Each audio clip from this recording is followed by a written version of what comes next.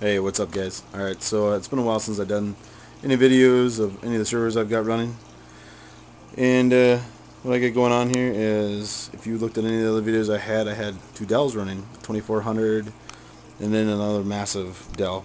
Well, I sold that a long time ago. I just sold the Dell tonight. So I figured, and I got this new HD camera from Best Buy for $100. So I figured I'd give it a try, see what it looks like, see how it works. So here's the deal.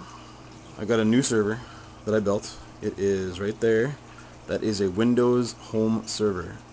Very easy to put together. You can get the OEM version usually at your local computer shop for about $180.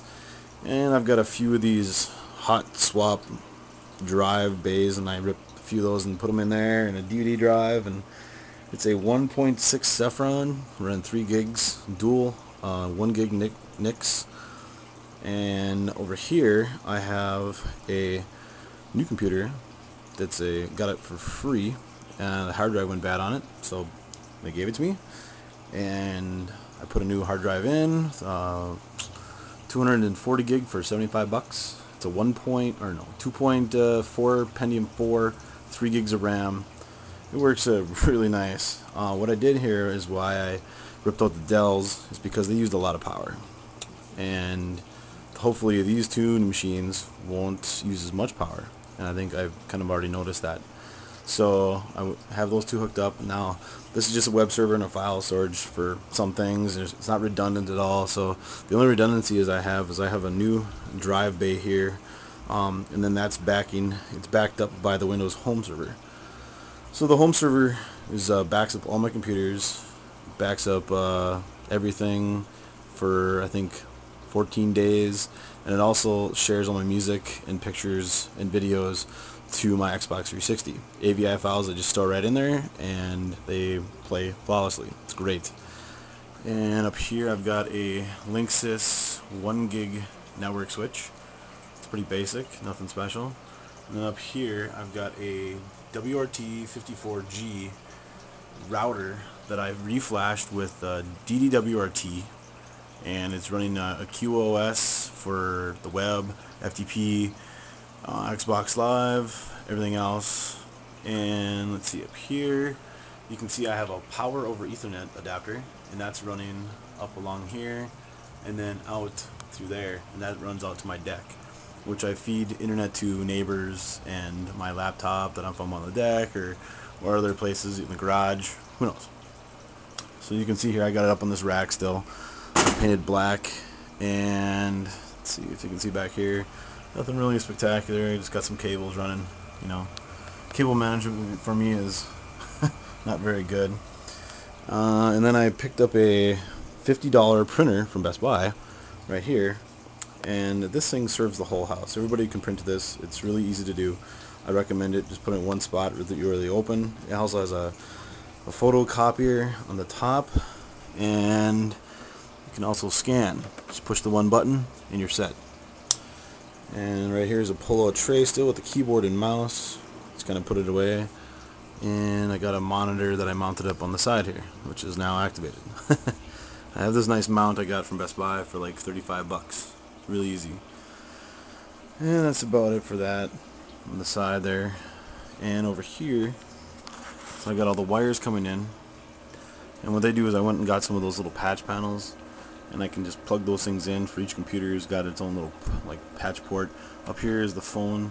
I only have one phone. This is a fax line running to the fax modem, and then this is the Vonage box, which, if you ever had Vonage before, it's pretty cool. It's really easy. It's cheaper. I like it. And then down here I have a 24 port 3-com switch, which only supplies internet and data connection to computers that need a 100 base T connection, because the 1 gig gets filled up pretty quick because it's just a smaller switch. I should really swap it out, and an older Netgear switch and router and everything else. Don't ever use it much anymore. Should just take it out of the whole configuration. And then the Comcast box and my terminals for all the cable connections in the house. Everything kind of runs up through here, and as you can see, it just runs up along. I have a lot of connections running that way, and I have a lot of connections running up and down. What I did is I supply internet going over here to the router, and then I supply going back to the switches and the patch panel over there.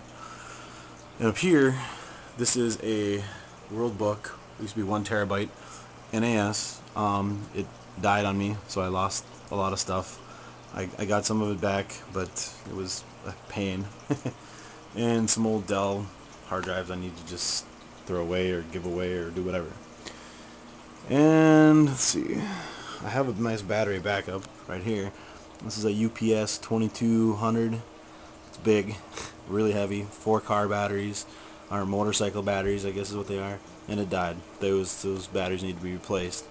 So I have a UPS 700 backing it up, which on full capacity right now only runs for about maybe 10 minutes, but it seems to do the job for 10 minutes, and that's fine. And let's see, that is about it. I need to clean a little bit, but I think everything seems to be working fine. I do need to swap out these IDE hard drives and just get some of these, because these are awesome. These are like 25 bucks. I recommend them. It's easy. You can lock it so no one can get in and take it out, but it's easy to pull a hard drive out if it goes bad. And I'm just going to put 4 of those in here, and then put 4 probably 500 gig.